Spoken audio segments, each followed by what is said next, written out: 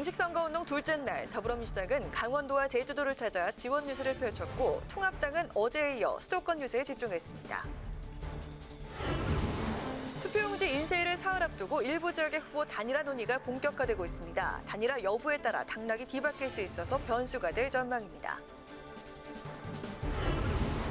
4.15 총선의 격전지를 살펴보는 시간, 민주당 문명순, 통합당 이경안, 정의당 심상정 후보 간 3파전이 펼쳐지고 있는 경기 고양갑입니다. 뉴스엔 맞짱 토론, 오늘은 공식 선거운동과 함께 여야 총력전이 시작된 총선 판세와 막판 변수를 짚어봅니다.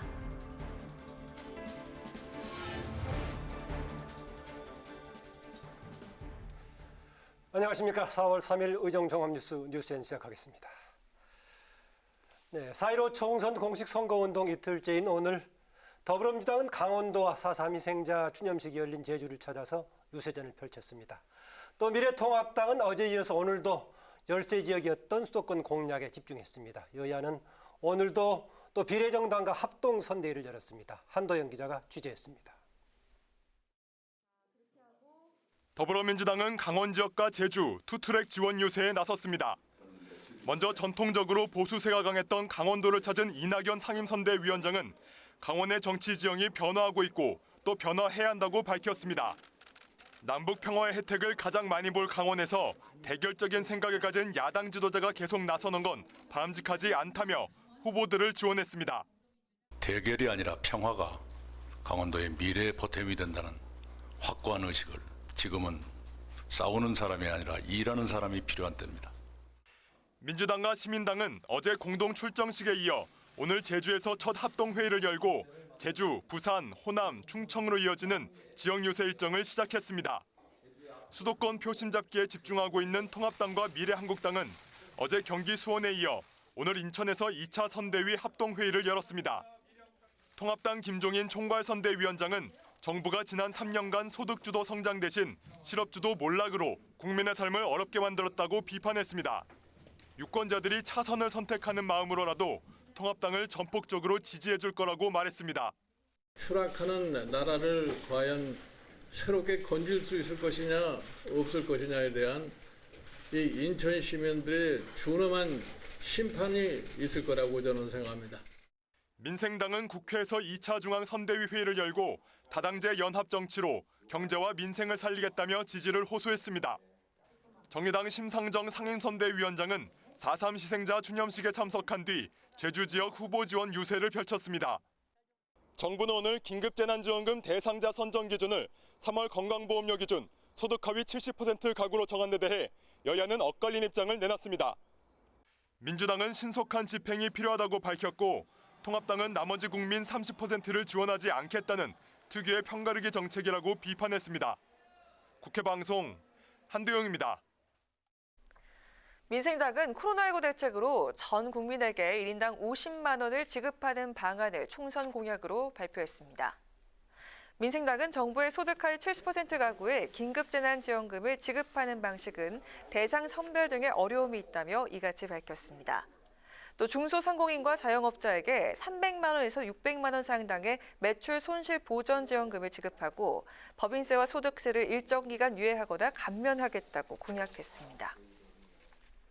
안철수 국민의당 대표는 각 정당이 정당 선거지원금 440억 원을 반납해 이 재원으로 투표 참가자에게 마스크를 지급하는 방안을 제안했습니다. 국토 대종주를 진행 중인 안 대표는 자신의 SNS를 통해 이번 총선은 코로나19로 과거처럼 떠들썩하던 선거를 치를 수 없어 비용도 많이 쓸 수 없다며 이같이 밝혔습니다. 또 반납된 정당 지원금을 저소득층 학생들의 온라인 강의를 위해 태블릿 PC를 지원하는 데 사용해도 큰 의미가 있을 것이라고 말했습니다. 선거를 열흘가량 앞두고 일부 선거구에서는 후보 단일화 논의가 이뤄지고 있습니다. 다음 주 월요일이면 투표용지 인쇄에 들어가는데요. 그 전에 해야 투표용지 인쇄에 반영돼서 단일화 효과를 볼 수 있습니다. 그래서 이제 막판 논의가 한창입니다. 여야 상황 박지영 기자가 짚어봤습니다. 여권에선 경남 진보의 표밭, 창원 성산의 민주당 이흥석, 정의당 여영국 후보 간 단일화 여부에 관심이 쏠리고 있습니다. 진보 후보 간 표 분산으로 자칫 미래통합당의 의석을 빼앗길 수 있다는 위기감이 커지고 있기 때문입니다. 지난해 재보궐선거에서도 단일화를 통해 승리한 만큼 필요성에 공감하지만 방식을 두고는 두 후보가 입장차를 보이고 있습니다. 또 탈당한 무소속 후보가 변수로 꼽히는 서울 동대문을의 민병두, 경기 의정부갑의 문석균 후보 등이 범여권 후보 단일화에 응해주길 기대하고 있지만 논의는 지지부진합니다. 보수 야권도 단일화 논의에 속도를 내고 있습니다. 서울 구로울의 미래통합당 김용태, 무소속 강효식 후보, 인천 서울의 미래통합당 박종진, 무소속 이행숙 후보가 단일화를 위한 경선을 치르기로 했습니다. 또 인천 동미추홀을의 미래통합당 안상수 후보와 무소속 윤상현 후보의 단일화 여부도 관심거리입니다. 이 밖에 보수 야권에선 서울 영등포을과 충남 당진 지역 등도 후보 단일화 논의가 진행 중인 것으로 알려졌습니다. 이런 가운데 여야 모두 탈당해 무소속으로 출마한 후보에 대해 복당 불허, 영구 제명 같은 강력한 제재를 하겠다며 단일화를 압박하고 있습니다. 후보 단일화 가능성이 있는 곳은 여야를 합치면 10여 곳 안팎입니다. 단일화 여부에 따라 당락이 뒤바뀔 수 있는 만큼 이번 총선에 또 다른 변수가 될 전망입니다. 국회 방송 박지영입니다.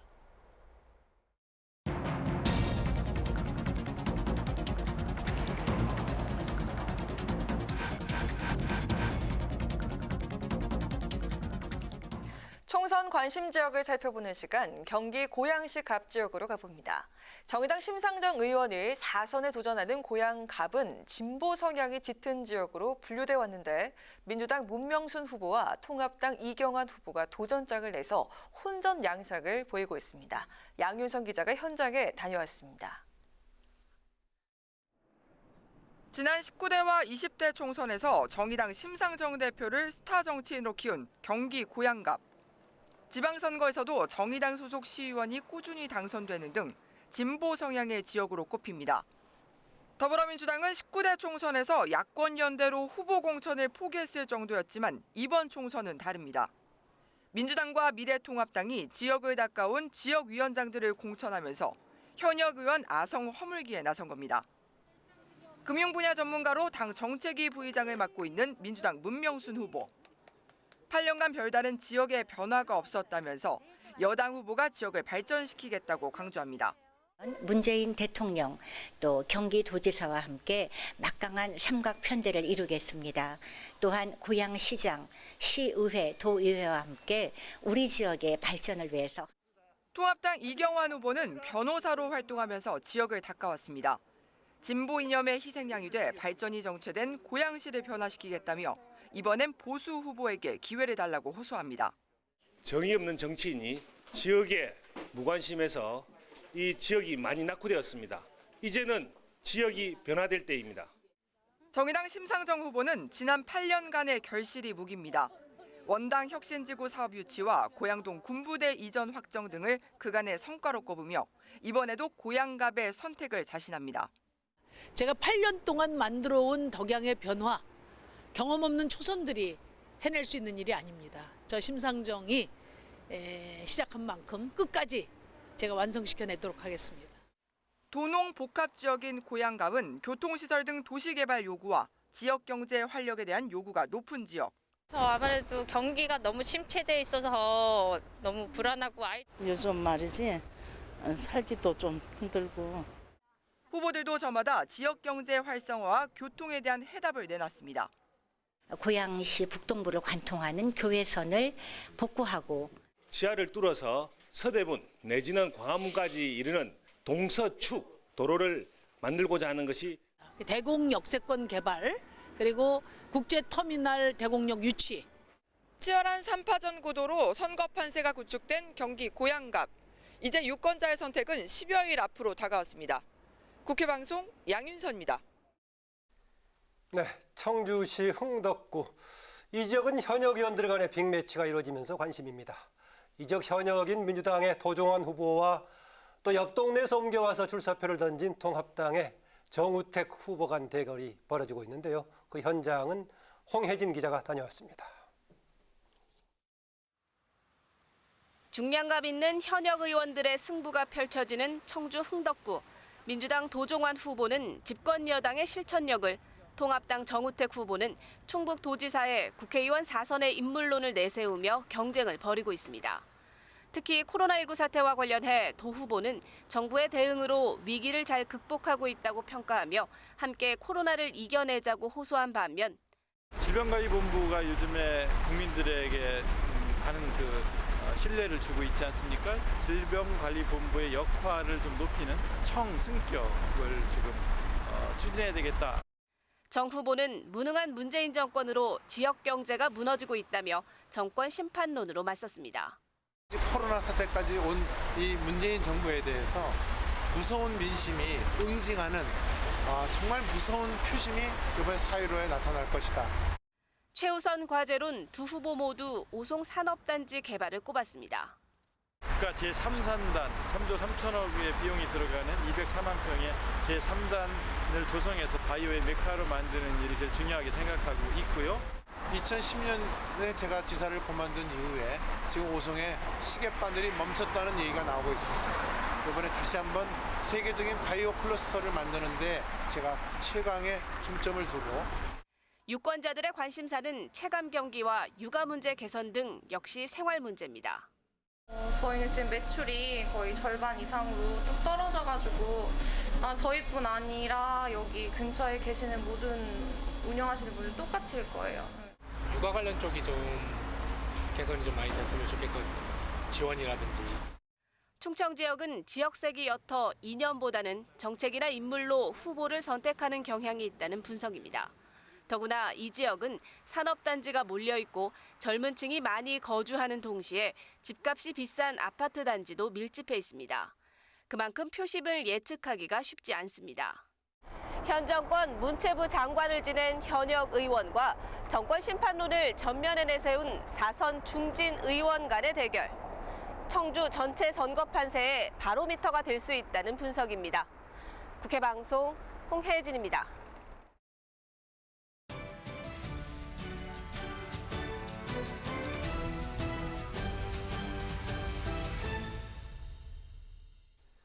네, 이슈 분석 김희연, 이소희 기자와 함께합니다. 어서 오세요. 어서 오세요. 네, 먼저 김희연 기자. 민주당과 통합당이 각자 이제 비례정당과 함께 공동 선거 운동을 하는 원팀 선거 운동 전략을 땄는데 또 뭐 선거법 때문에 참 애매합니다. 네, 맞습니다.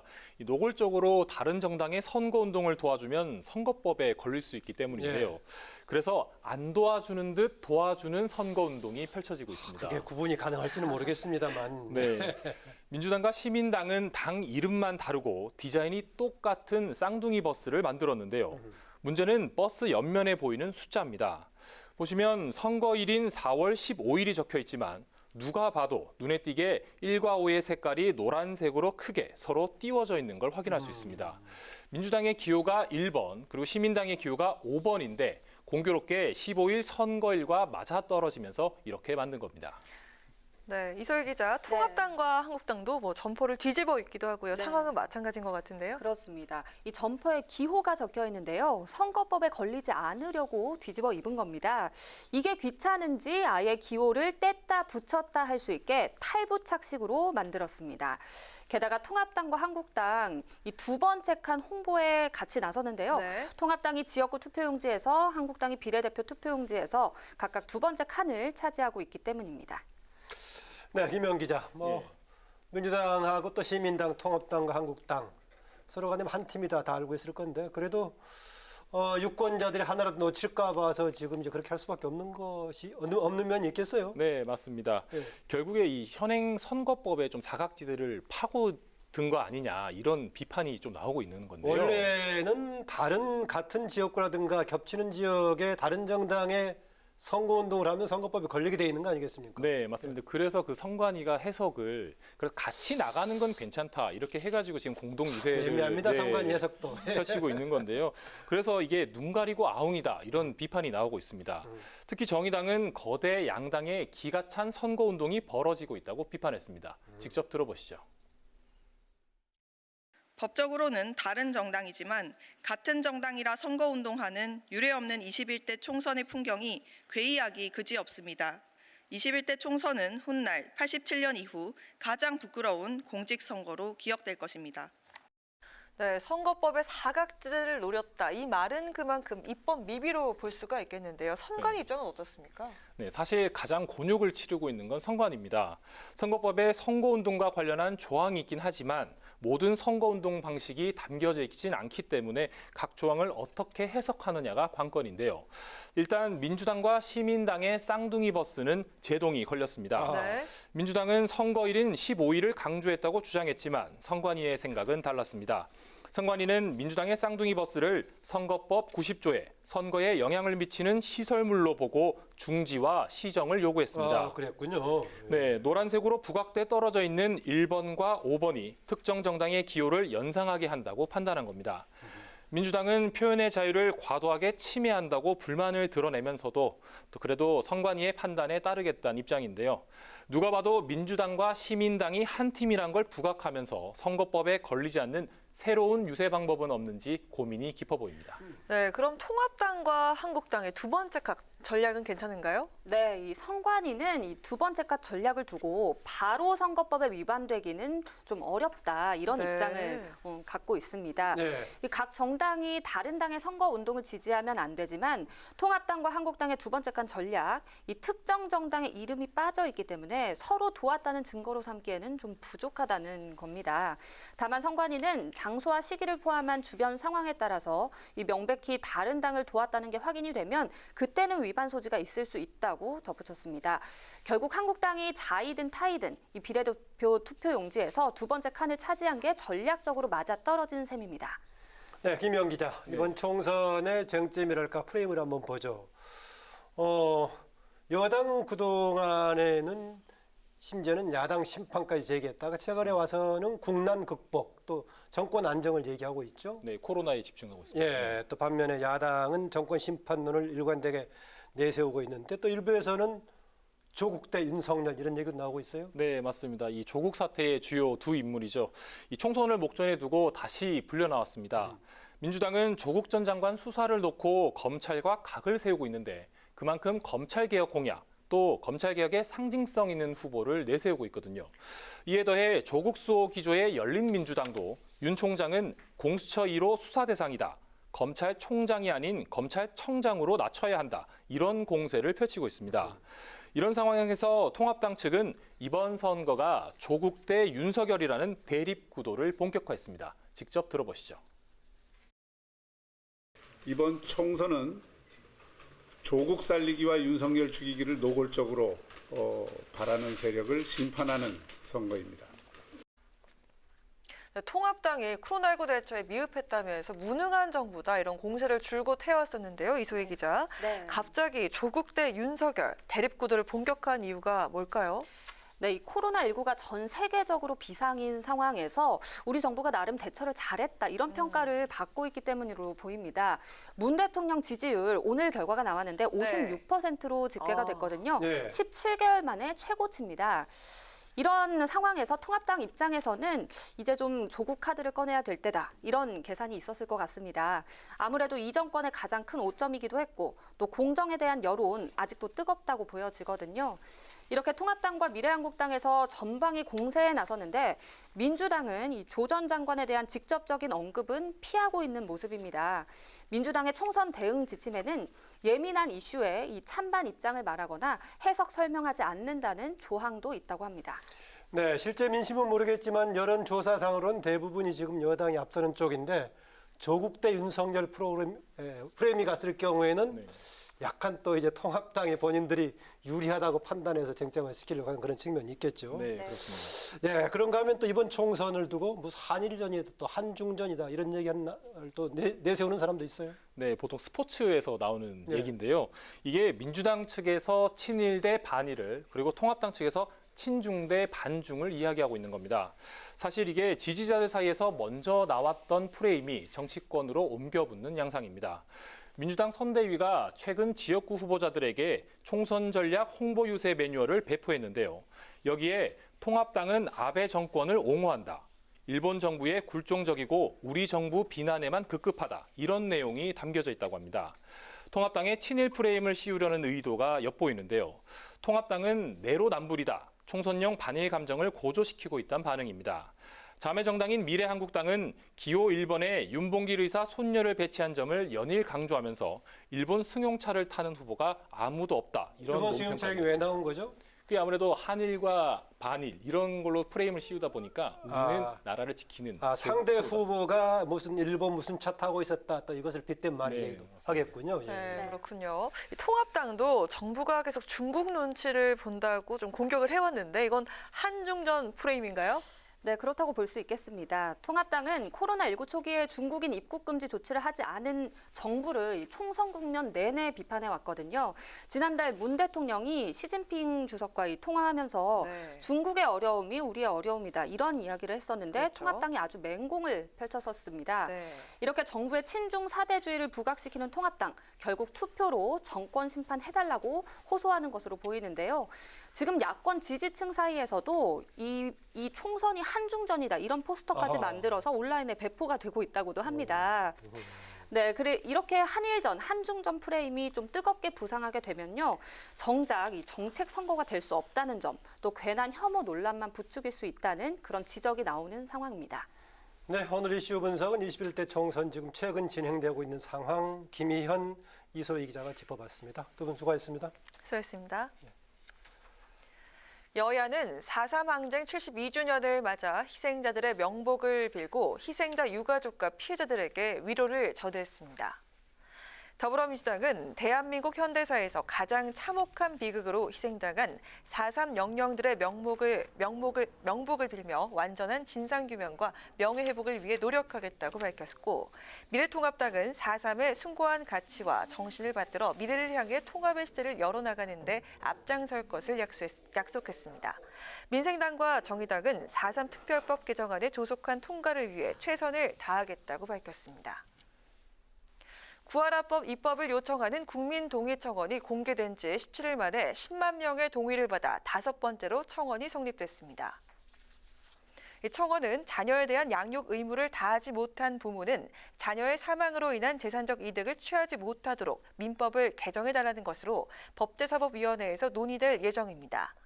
구하라 친아빠인 구모 씨는 20년 동안 연락이 닿지 않던 친모가 동생의 죽음 이후 재산에 대한 권리를 주장하자 이 같은 청원을 제출했습니다.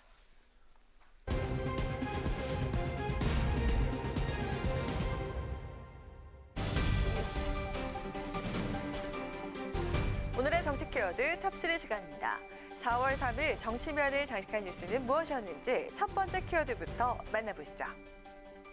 최근 해외에서 들어온 입국자들 중에 코로나19 확진자가 늘면서 서울시가 특단의 대책을 발표했죠. 지난 1일 0시부터 해외에서 들어온 모든 서울 거주 입국자는 오늘부터 전원 코로나19 진단검사를 받아야 한다는 건데요. 이 소식에 서울 송파 을 지역 여야 후보들이 한 목소리로 반대 입장을 밝혔다고 합니다. 어떤 이유일까요? 서울 송파구의 잠실종합운동장, 이곳에 하루 평균 약 1,000명의 코로나19 진단검사가 가능한 대형 선별진료소가 들어섰습니다. 해외발 확진자가 170명에 육박하면서 서울 전체 확진자 수의 30%를 넘어서자 서울시가 모든 서울 거주 입국자에 대한 진단검사를 위해서 무증상자가 도보로 이동하면서 검사를 받을 수 있는 워킹스루 방식의 진료소를 설치한 건데요. 오늘 오후 2시부터 밤 10시까지 매일 운영된다는 소식에 이 지역에 출마한 더불어민주당 최재성 후보와 미래통합당 배현진 후보가 일제히 반발하고 나섰습니다. 먼저 반기를 들고 나선 건 배 후보 측이었는데요. 배 후보는 어제 페이스북을 통해 인천공항에서 잠실 운동장이 옆집도 아니고 이런 전시 행정을 벌이다니 제정신인가라며 박원순 시장을 강도 높게 비판했습니다. 이어 민주당의 최 후보도 취지에는 동의를 하지만 종합운동장에서 일괄적으로 검사를 해서 개별 귀가하는 방법은 틀렸다면서 각 자치구별로 하는 게 맞다고 강조했습니다. 잠실운동장 선별진료소에 대한 송파을 지역 주민들과 여야 후보의 반발에 서울시는 검사 대상이 늘어나고 있어 시 전체적으로 검사와 선별진료소의 역량을 높이기 위해 불가피한 조치라고 설명했는데요. 지역민들의 불안을 잠재울 보다 적극적인 보완 대책도 마련될 수 있길 바랍니다. 이어서 오늘의 두 번째 정치 키워드입니다. 선거를 앞두고 요즘 각 후보들에게 내려진 경계 대상 1호는 바로 말실수입니다. 말 한마디, 표현 하나 조심해야 할 시기지만 논란이 되고 있는 발언들이 연일 뉴스에 오르내리고 있는데요. 얼마 전 N번방 호기심 발언으로 곤욕을 치른 미래통합당 황교안 대표가 이번에는 비례대표 정당이 난립하는 상황을 두고 신체 비하적 발언을 했다는 논란이 제기되자 꼬투리 잡기라며 반격에 나섰습니다. 여러분, 비례정당 투표용지 보셨습니까? 40여 개의 정당이 쭉 나열되어 있어요. 키 작은 사람은 이거 자기 손으로 들지도 못해요. 선거운동 첫날이었던 어제 종로구 부암동 주민센터 앞에서 유세에 나선 황교안 대표는 48.1cm에 달하는 이번 총선의 비례대표 투표 용지 길이를 언급하면서 키 작은 사람은 자기 손으로 들지도 못한다고 말했습니다. 총선에 35개 비례정당이 등록을 하면서 비례대표 투표 용지 길이가 역대 최장인점을 부각하는 표현이었지만 이를 신체에 빗대어 표현했다는 점에서 부적절한 비유였다는 지적들이 나왔는데요. 민주당은 오늘 공당의 대표라고 하기에는 언행이 깃털보다 가볍다며 비판했고 정의당은 그야말로 황당무계라고 비판 성명을 냈습니다. 이에 황 대표는 오늘 자신의 페이스북을 통해 사사건건 꼬투리 잡아 환상의 허수아비 때리기에 혈안이라며 적당히들 하라고 불편한 심경을 내비쳤습니다. 자신의 발언이 잇따라 구설수에 오른 것을 정치 공세로 풀이하며 도리어 정권 비판에 힘을 싣기 위한 것이라는 분석인데요. 황 대표는 문재인 정권은 현실을 인정하지 않고 도외시할 수밖에 없다. 해결 방법이 없기 때문이다. 무능은 술책만을 부른다며 정부의 무능을 강조했습니다. 역대 선거에서도 나타난 것처럼 때론 의도하지 않은 발언과 표현들이 선거 전체를 좌우하는 경우가 있습니다. 이번 논란이 여권의 지적처럼 부적절한 비유였는지 아니면 황 대표의 반박대로 사사건건 꼬투리를 잡기 위한 정치 공세였는지 유권자들의 표심에서 나타나게 되겠죠? 마지막으로 세 번째 오늘의 정치 키워드입니다. 네, 이번 총선에서 범여권의 비례정당이 더불어시민당과 열린민주당 이 두 정당으로 나뉘게 되자 여권에서는 친문 적통 논쟁이 연일 이어지고 있습니다. 민주당은 더불어시민당에 힘을 싣기 위해 열린민주당과는 분명하게 선을 긋고 있지만 열린민주당은 그렇지 않은 모습인데요. 열린민주당 비례대표 후보들은 오늘 민주당과 열린민주당이 형제 정당이라며 한뿌리임을 강조해 눈길을 끌었습니다. 더불어민주당과 열린민주당 동조 동근입니다. 한 뿌리에서 난 형제입니다. 조금 더 넓게 더 많은 유권자들로부터 지지를 받아가면서 현재 선거운동이 진행되고 있다고 생각을 합니다. 오늘 전북을 찾아 기자회견을 연 열린민주당의 비례후보들. 이들은 이 자리에서 열린민주당과 민주당 또 문 대통령과의 관계를 언급하며 지지를 호소했습니다. 특히 비례 4번을 받은 김의겸 전 청와대 대변인은 더불어민주당과는 한 조상 한 뿌리라며 지금은 나뉘어서 가고 있지만 서로를 갉아먹어선 안 된다고 강조했는데요. 자신은 문재인 대통령을 모시고 일했던 사람이라고 밝히면서 문 대통령의 생각과 한치라도 어긋날 수 없는 입장이라고 정통 친문 세력임을 강조했습니다. 또 전 청와대 공직기강 비서관이었던 최강욱 비례대표 후보는 민주당과 열린민주당이 결국에는 큰 바다에서 만나게 될 것이라며 여권 지지층의 표심에 호소했습니다. 최근 열린민주당의 지지율이 약진하면서 민주당의 비례대표 선거 전략에 차질이 빚어졌다는 분석이 나오고 있습니다. 이에 민주당 싱크탱크인 민주연구원 양정철 원장은 오늘 노무현 문재인 대통령은 정치하는 동안 탈당하거나 분당을 한 적이 없다며 열린민주당을 다시 한번 견제하고 나섰는데요. 같은 색깔이다, 아니다. 이 공방 속에 두 갈래로 분산된 여권 지지층의 표심은 결국 어디로 향하게 될까요? 이상 오늘의 정치 키워드 탑3였습니다.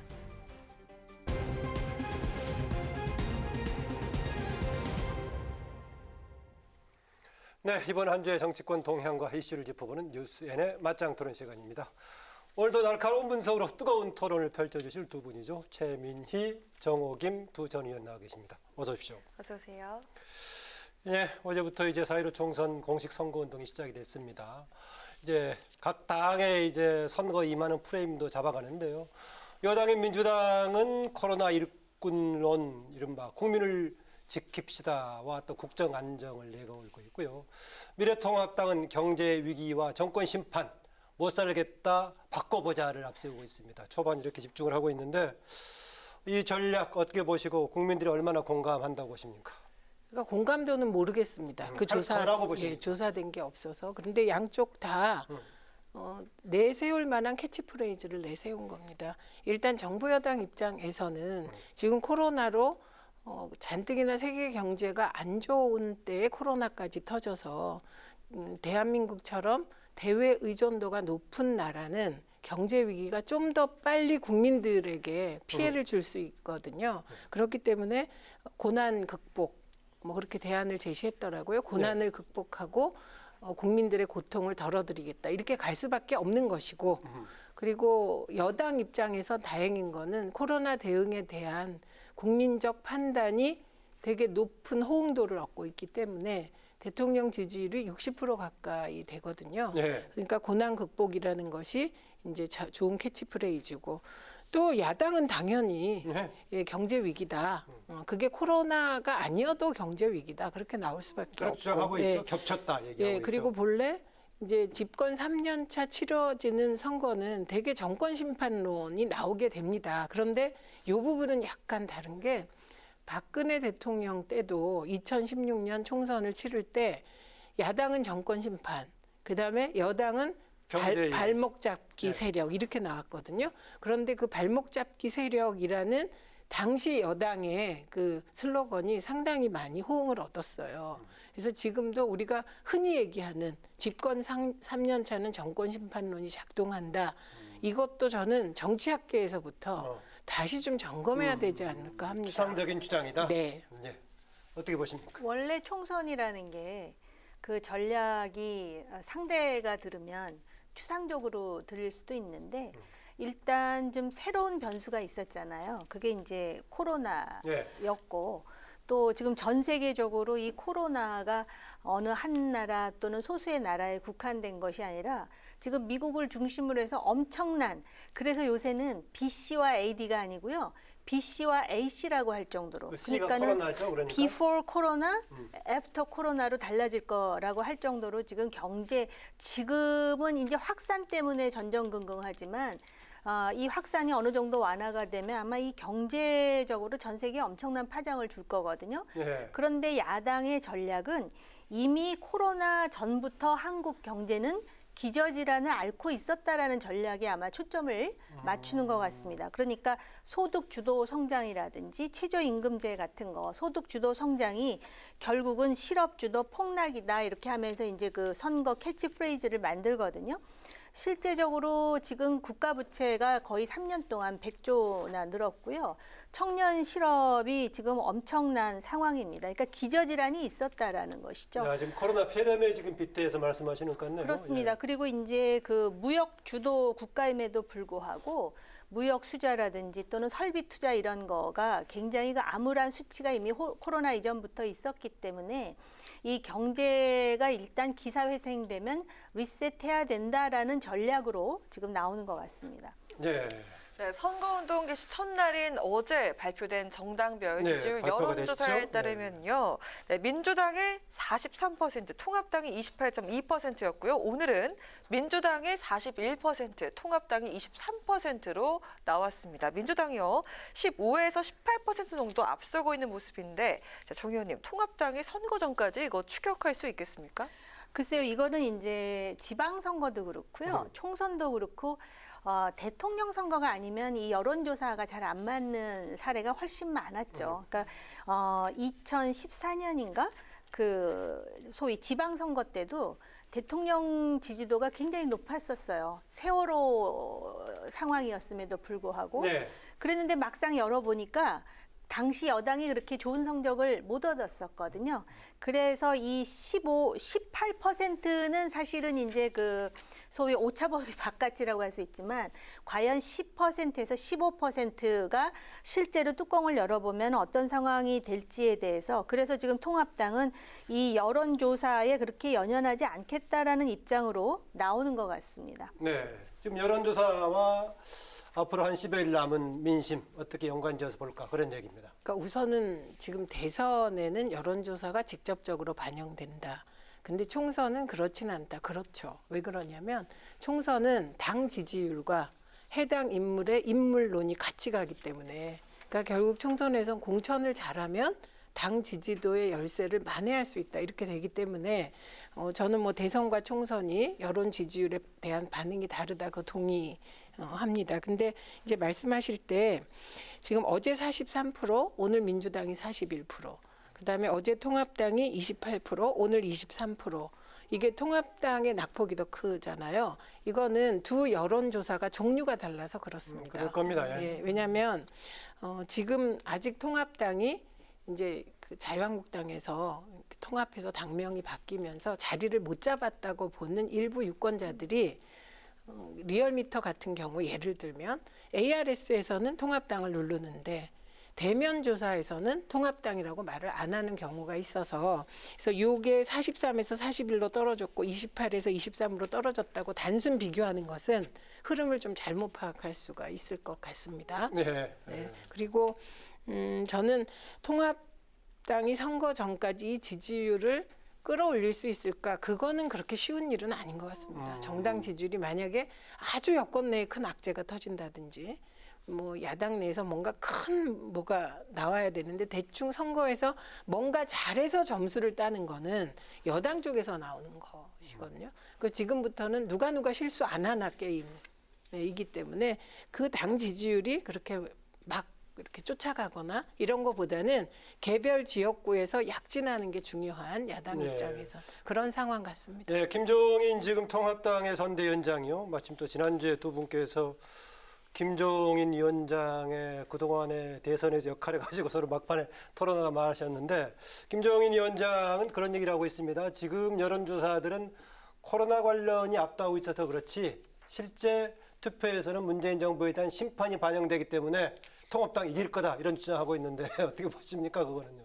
그건 뭐 여론조사 이기고 있으면 그렇게 말 안 하셨겠죠. 예. 그러나 확실한 거는 숨은 보수표가 있을 것이다. 어느 정도는 동의합니다. 있을 거다. 네, 그리고 그건 지역에 따라 보수적인 지역이 있잖아요. 그런 지역에서는 숨은 보수표가 좀 많을 수 있고 예를 들면 대구 같은 지역은 거꾸로 숨은 여당표가 좀 있을 수 있고 이런 겁니다. 그런데 전체적으로 보면 숨은 보수표가 좀 있기 때문에 그래서 개별 지역구에서 민주당도 자체적으로 개별 지역구에서 여론조사에서 꾸준히 10% 이상 이기는 후보들은 이제 안정권으로 보는데 그렇지 않고 왜 5% 내외에서 이렇게 왔다 갔다 하는 곳은 안정권으로 못 보고 있거든요. 그래서 이거는 총선 때마다 나온 거예요. 지난 2016년 총선 때는 언론이나 여권에서 당시 여권에서 자유한국당이 180석 얻을 거라고 했었거든요. 당시 그랬었죠. 네, 그러니까 그때도 마이너스 5% 이상 했어야 되거든요. 근데 이제 그런 고려를 안 했던 것 같고 지금도 마찬가지라고 생각합니다. 예, 좀 있기는 하지만은 김종인 위원장이 기세를 띄우기 위한 전략이다. 좀 이렇게 말씀하십니다. 그런데 바로 그 4년 전에 예. 정확하게 그 4년 전 총선에서 김종인 비대위원장이 바로 그 상대당, 지금 민주당이죠.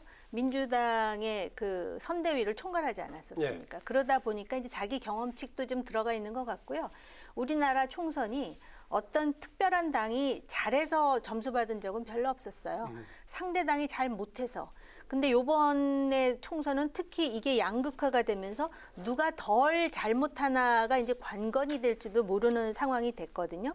그리고 선거 전문가들은 어떤 얘기를 하냐면 지금 표면적으로 여론은 그렇게 나오지만 이거는 그 일부 여론을 반영하는 빙하의 일각에 불과하다라는 주장을 내놓은 전문가가 있어요. 그러니까 지금 민주당 지지가 많은 것 같지만 실제로 지금 완전히 양당 체제가 구축되는 상황에서 이 무당층이 그 조국 사태로 민주당 지지에서 지금 이탈하고 있다라는 부분에 대해서 지적을 하는 그 목소리가 있거든요. 그리고 친문들의 어떤 과도한 집단 행동 이것 때문에 그리고 실패한 부동산 정책이라든지 이 모든 것 때문에 실제로 지금 보여지는 거는 빙산의 일각이다 이런 주장을 하는 전문가가 있는데요.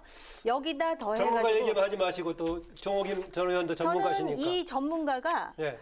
과거에 그 노무현 정부 때 홍보수석을 한 조기수 교수이기 때문에 제가 지금 얘기를 하는 거고요.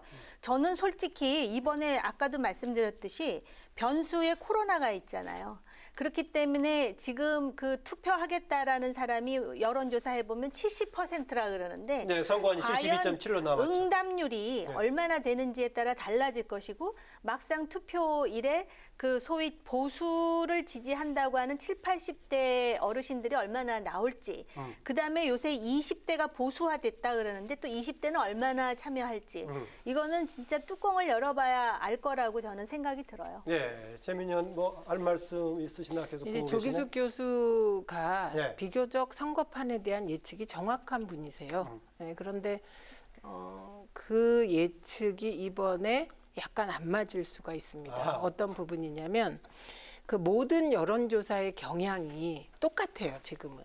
예를 들면 중앙일보 여론조사 다르고 한겨레 쪽 여론조사가 다르고 이렇다면 다른 판단을 할 텐데 흐름은 다 비슷합니다. 그러니까 지금 코로나19를 초기에 미래통합당 쪽에서 사실은 선거 전략으로 일부 활용했잖아요. 네. 초기에 코로나19가 대한민국에 가장 먼저 확진자 수가 중국 다음으로 많아졌잖아요. 이때 대통령 지지율도 떨어졌고 민주당 지지율도 떨어졌습니다.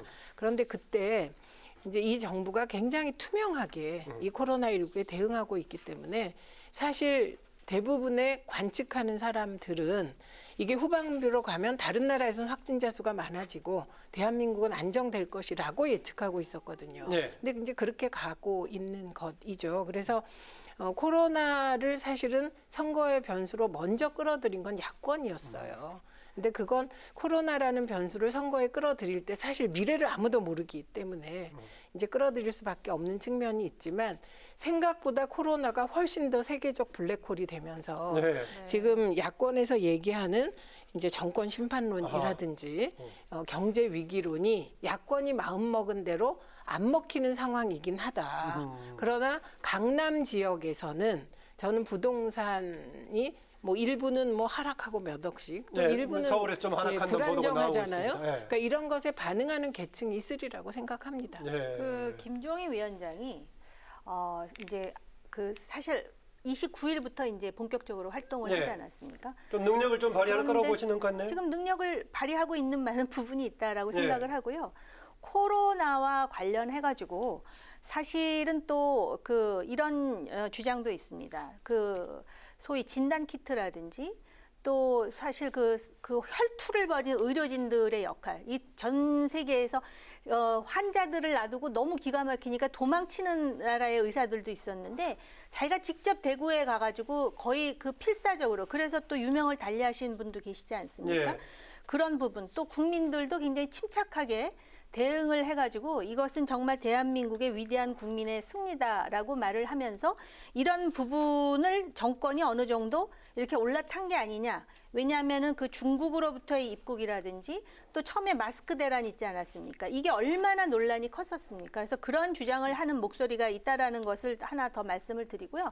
그다음에 이제 요번에 그 100만 원인가? 네. 그 가구당 이거 자체가 이제 굉장히 그 어떤 블랙홀처럼 이 선거 상황을 빨아들이는 측면도 있다 이렇게 얘기를 하는데요.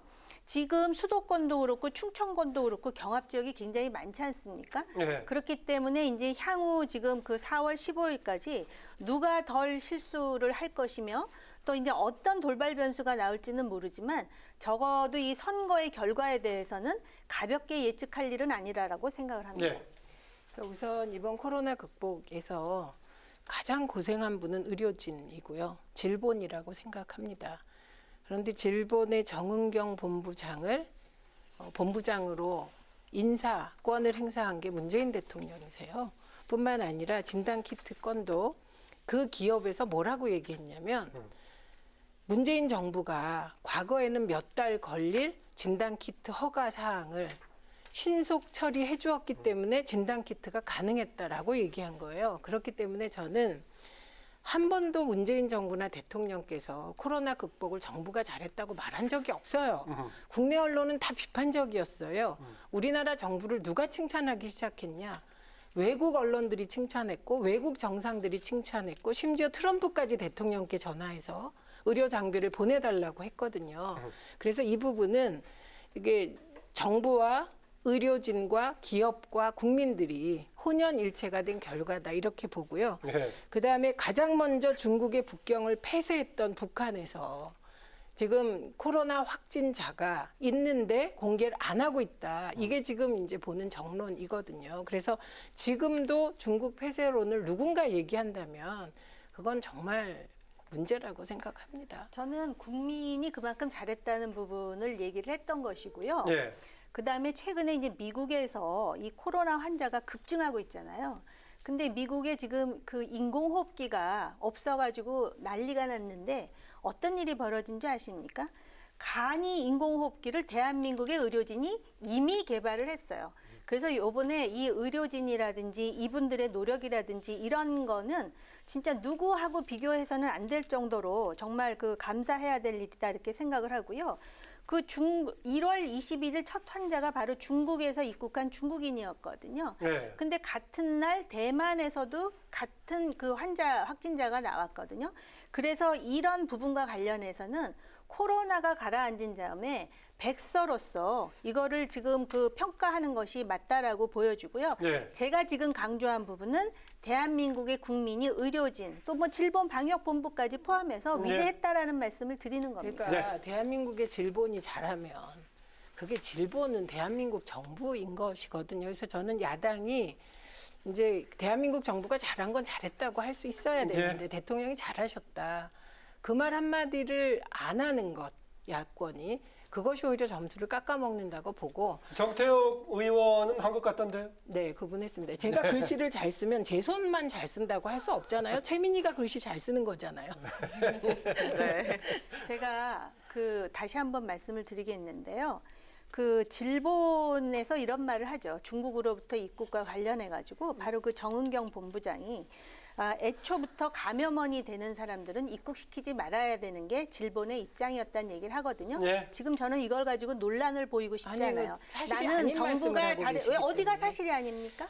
그 정은경 본부장이 중국 폐쇄론을 주장한 일이 없습니다. 정은경 본부장이요. 그 TV에 나와가지고 기자의 질문에 대해서 답변을 했으니까 한번 다시 확인을 해서 아닙니다. 보기를 그게 바라고요. 앞뒤 맥락이 그다음에 그게 제가 아닙니다. 분명히 얘기하는 거는 진단 키트서부터 시작을 해가지고 이런 부분이 국민이 잘했다라는 부분을 말씀을 드리는 거고요. 네. 정부가 잘했다 잘못했다를 떠나서 중국으로부터의 입국이라든지 마스크와 관련해서는 이 사건이 종식된 다음에 백서를 만들어서 아니죠. 정리해봐야 된다라는 걸 분명히 말씀을 드리는 제가 이거 거예요. 말씀드려야 되는데 지금 중국 폐쇄한 나라들이 다 심합니다. 코로나가. 그리고 그렇게 인위적으로 국경을 폐쇄하면 비정상적인 경로로 이게 사회에 퍼지기 때문에 이게 더 위험하다. 그게 이태리가 증명하고 있고 이란이 증명했고 다 네. 증명하고 있기 때문에 지금 이러면 안 되고 마스크도 마찬가지입니다. 대만에서 마스크 배급제 하면 칭찬하다가 우리나라가 배급제하면 사회주의라고 하는 거 아닙니까? 그런데 오늘 발표가 됐잖아요. 대부분의 약국에서 이제 마스크가 남아돈다, 정착했다 이렇게. 그러니까 저는 이 정부가 코로나 대응만은 투명하게 그리고 신속하게 열심히 잘했다고 생각합니다. 그래서 이 부분은 네. 이미 많은 여론조사에서 증명되고 있죠. 그걸 아무리 못한다고 얘기한다고 아니 누가 국민의 못한다고 인식이 얘기를 바뀝니까? 했습니까? 그러니까 왜 지금 분명히 잘한 걸 얘기하잖아요. 잘했다고 중국으로부터 얘기해 줄 입국이라든지 때만 초기 마스크 대응에 대해서 분명히 얘기를 했고요. 지금 사실이 아닌 얘기를 본인이 뭐가 하시는데 사실이 아닌 얘기입니까? 이태리와 이란에 대해서 중국을 막았다 그랬잖아요. 이태리, 이란이 항공을 돌려보냈습니다. 항공을 막았는데 육로를 막지 않아 가지고 그리고 이태리가 이태리 어떻게 북부에 육로를 엄청난 막습니다. 중국 사람들이 노동자로 막습니까? 일하고 있어요. 사실은 사실과 사실 아닌 얘기를 좀 구분을 하기 바랍니다. 그러니까는 지금 정부가 잘했다 그러지 말고 코로나 얘기하잖아요. 정부가 잘했습니다. 정부가 잘했는지 잘못했는지에 아니, 정부가 대해서는 아주 잘했습니다. 끝난 다음에 백서를 통해서 얘기하는 게 정부의 겸허한 자세예요. 네. 무슨 아니, 소리예요? 제가 전 정부가 세계 아니잖아요. 외국 여론이 무슨 얘기를 하느냐? 대만은 얘기를 하거든요. 네. 대만이 왜 그랬느냐? 애초부터 그 중국으로부터 입국을 막아서 이건 모범 사례다. 그러면 한국은 뭘 잘했느냐? 네, 여기까지만 방역본부 하시고요. 얘기를 코로나 해요. 관련은. 진단 키트를 대한민국 포함해서. 정부가 잘했다고 다시 다 한번 합니다. 외국 언론이라든지 왜 외국의 그렇게 얘기를 셈을 확인해 내십니까? 보세요. 네. 아이고 그걸 왜 셈을 낸다고 셈이죠. 생각합니까? 잘하는 걸 잘했다고 말 못하는 건 정말 그건 부끄러운 겁니다. 잘했는지 못했는지 코로나 그것부터 관련 분명히 여기까지 하세요. 하시고요. 잘했는지 못했는지 그것부터 어떤 셈을 선거 낸다는 프레임 표현이 관련 뭡니까? 얘기를 조금 더 해보죠. 정권 안정 무슨 정권 심판 얘기가 나왔는데 다른 프레임 얘기가 제기가 되고 있습니다. 네, 예. 그렇죠. 선거는 프레임 싸움이라는 그런 말이 있는 통합당은 최근 총선 프레임으로 조국 대 윤석열 구도를 부각시키는 모습이고요. 민주당은 친일 대 반일 구도를 내세우려는 그런 분위기를 보이고 있습니다. 먼저 최민희 의원, 이런 프레임이 유권자들에게 실제로 어느 정도 먹힐 수 있을 거라고 저는 민주당이 친일 반일을 전면적으로 내세운 걸 못 봤습니다. 둘 다 일부입니다. 지금 조국 이거 윤석열도 그렇고요. 예, 전면적으로 양쪽 다 못 내세우는 프레임이다. 못 내세우고 있고 또 중요한 건 채널 A가 유시민 작가를 어떻게 하기 위하여 검찰과 이런저런 뭐 말하자면 커넥션이 있었다는 의혹이 제기됐습니다. 네, 이런저런 주장이 서로 다른 주장이 있습니다. 네, 그리고 거기에 윤석열 총장의 최측근이 개입됐다는 채널 A 기자의 증언이 있습니다. 그러니까 이런 부분은 총선 때 아무리 이제 조국을 끌어내기 위해서 뭔가를 해도 그게 이제 너무 많이 말하자면 용도 폐기됐달까? 저는 그래서 크게 영향이 없을 거라고 보고 네. 똑같이 대한민국이 일본으로부터 독립한 게 언젠데 친일 반일 프레임을 써서 그게 일부 유권자에게는 유효하겠죠. 그런데 그게 어떻게 주 슬로건이 되겠습니까? 그래서 이 부분은 일부가 상대를 향해서 토해 이런 용어를 쓰면서 공격을 하니까요. 그러니까 일부도 민주당 내에서 공격하는 게 아니고 지지자 일부이잖아요. 그래서 이런 프레임이 이게 뭐 주 플레임이 될 것 같지는 않습니다. 양쪽 다. 이게 그 우리나라 정치 발전으로 볼 때 친일 반일 프레임을 이 총선에서 또다시 제기한다는 자체가 아직도 우리가 갈 길이 멀다라는 거를 그대로 보여주는 부분이고요. 그 윤석열 검찰총장 뭐 얘기 나오는 거 있잖아요. 채널 보도, A 기자, 그다음에 MBC에서의 관련 보도, 그다음에 그걸 제보한 사람하고 나오면서 윤석열의 측근이 무슨 검사장이라고 나오잖아요. 이거는요 분명히 그 성문 분석을 해가지고 지금 녹취가 지금 뭐 보여진다는 거 아니에요? 성문 분석을 해서 만약에 이게 최측근 검사장이 아니라면 이거에 대해서 적절한 의법 조치를 해야 되고요.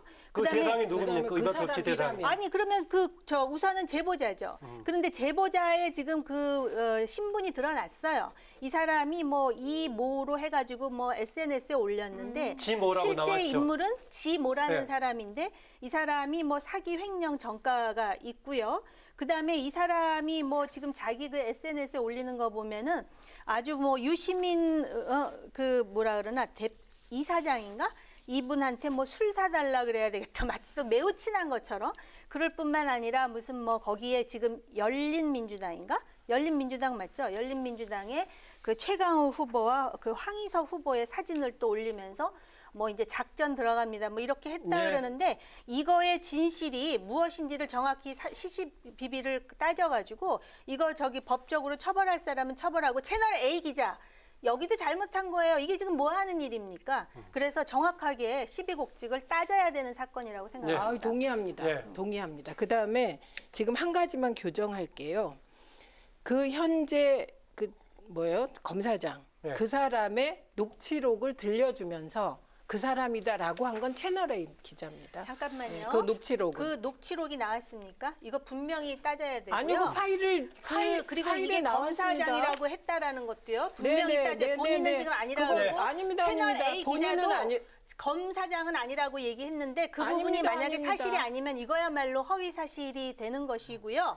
그다음에 이 사건의 본질은 뭔지 아십니까? 신라젠의 이철이라는 사람 얘기예요. 근데 이철이라는 사람이 돈을 얼마를 좀 횡령했느냐? 막아주세요. 70억도 이게 아니고 핵심이 아니죠. 700억도 아니고 그래요. 7천억과 관련된 거예요. 그게 왜 본질이 아닙니까? 아니 이 사람은 13년을 받았어요. 신라젠과 그 신라젠과 관련 있는 사람이 어떤 관계가 있는지는 이게 선거 끝나고 검찰이 낱낱이 발표해야 되는 아닙니다. 상황입니다. 잠깐 거기까지. 이건 마무리해야 됩니다. 선거 전에 그 이름이 다 나왔습니다. 그 검사장이 빨리 고소하시고 이게 조사하세요. 근데 문제는 뭐냐? 자신의 문제를 자신에게 제기된 의혹을 자신이 조사하면 어떻게 되겠습니까? 네. 이제 선거 10일 남기고 있는데요. 지금 시청자들 향해서 이번 총선에서 어느 부분에 좀 주목해 주길 바란다라는 점을 한 말씀씩 듣고 마무리를 할까 합니다. 먼저 어느 분 하실래요? 정옥임 전 의원. 이 유권자들이 시청자 유권자들이 어느 부분에 주목해 주길 바랍니다. 네, 아마 전부 실망하셨을 거예요. 지금 그 선거구 개편 준연동형 비례제에서부터 시작을 해가지고 도대체가 정치인들이 자신의 이해에 따라서 이렇게 한국 정치를 농락하는구나라는 실망스러운 유권자들이 많은 것으로 알고 있습니다. 그렇기 때문에 그리고 지금 그 선거 운동을 하는 여러 정당들을 보면 21세기의 국회의 모양이 어떤 모양으로 될지 이게 어떤 그 국가와 국민의 어떤 이익이라든지 그걸 위해서 고민하는 국회가 될지 아니면은 갈등지향적인 국회가 될지가 그 판단이 설 것 같거든요. 그래서 소중한 주권을 꼭 행사하셨으면 하는 생각이 듭니다. 우선 문재인 정부에 대한 중간 평가 냉정하게 해주셨으면 좋겠습니다. 그다음에 두 번째, 과연 국회가 세비를 받는 만큼 일했는지 특히 현역 의원들에 대해서 꼼꼼하게 보시고 좀 잘 판단해 주셨으면 좋겠습니다. 그리고 늘 국회는 심판받아야 하는데 300분의 1이라는 이유로 의원들이 제대로 심판받지 못했거든요. 그래서 국회 심판 제대로 해주시고 과연 그 한반도 평화와 미래를 생각할 때 어느 세력이 대한민국의 미래를 책임질 수 있는지 냉정하게 판단해 주시기 바랍니다. 네. 여기서 마무리할 것 같습니다. 그래서 제가 일단은 그 다음에 또 선거 일정들이 있기 때문에 이 프로그램 운영상 또 다른 방식의 토론이 이루어질지 몰라서 시청자, 유권자들에게 또 두 분 전직 의원께 이번 총선을 보는 시각을 마무리 발언으로 좀 부탁을 드렸습니다. 두 분 수고하셨습니다. 네, 감사합니다. 수고하셨습니다. 네, 지금까지 뉴스엔의 맞짱 토론 최민희, 정옥임 두 전 의원과 함께했습니다. 주말인 내일은 북서쪽에서 찬 공기가 들어오면서 반짝 쌀쌀해지겠습니다. 내륙을 중심으로 일요일 아침에는 기온이 영하로 떨어지는 곳이 있으니까요. 일교차 큰 날씨에 건강관리 잘하시기 바랍니다. 네, 오늘 뉴스엔은 여기까지입니다. 국민에게 힘이 되는 국회를 위해서 다음 주에도 뉴스엔 함께하겠습니다. 편안한 주말 보내십시오. 고맙습니다.